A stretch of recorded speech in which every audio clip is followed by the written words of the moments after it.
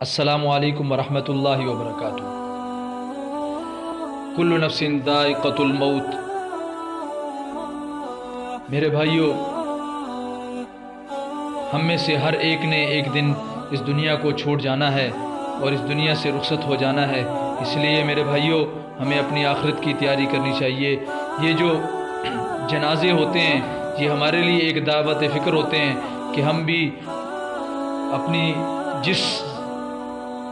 موج مستی کے اندر مبتلا ہیں اور ہم نے اپنی اس دنیا کے عارضی آرام اور عارضی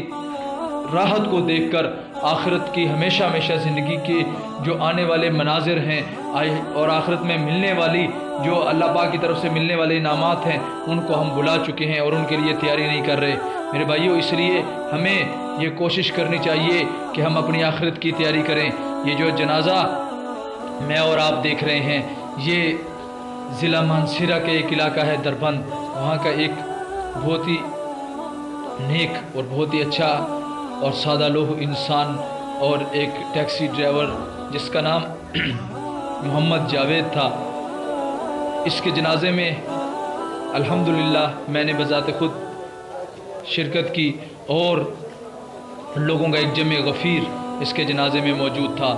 اور میں نے وہاں پر لوگوں کو خود یہ کہتے ہوئے سنا کہ یہ بہت ہی نیک آدمی تھا، اور اگر کوئی آدھی رات کو بھی اس کو بلاتا کہ بھئی فلاں جگہ پر گاڑی لے کر جانی ہے تو یہ اس لیے میرے بھائیوں،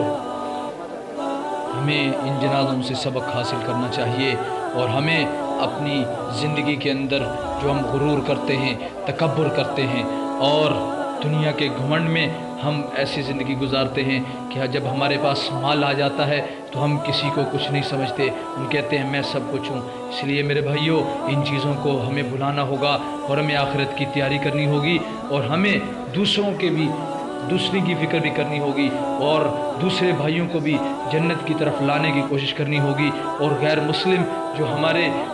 انسانی طور پر ہماری ہمدردی کے مستحق ہیں ان کو بھی جنت کی طرف لانے کی کوشش کرنی ہوگی۔ اللہ ہم سب کی مدد اور نصرت فرمائے۔